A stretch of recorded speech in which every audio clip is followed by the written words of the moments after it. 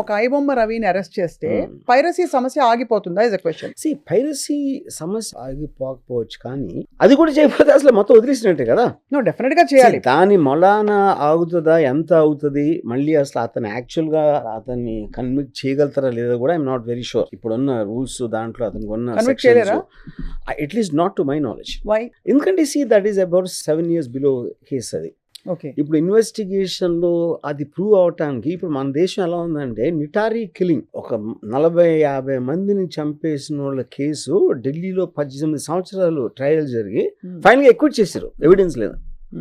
ఇది అంత భయంకరమైన ఇది, అంటే కొట్టొచ్చినట్టు ఆనవాళ్ళు. అలాంటిది ఇప్పుడు ఎవరు ఎక్కడ సర్వర్లో పెట్టారు, వీడు ఏంటి అన్ని ఉడికని ఇనీషియల్ గా మీకు మీడియా పబ్లిసిటీలో వచ్చేస్తుంది, కానీ ఆ కాంట్రాక్ట్స్ ఇతన్ని ఏమైనా చేయగలుగుతారా లేదా అని కూడా నాకు ఐఎమ్ నాట్ షూర్ అండి. I'm not aware of all the details of that. Right. ఇంకోటి ఏంటి, ఇతను ఇక్కడికి వచ్చాడు, రాకపోతే పర్టికులరా ఎప్పటికి, అది కూడా పాయింటే కదా.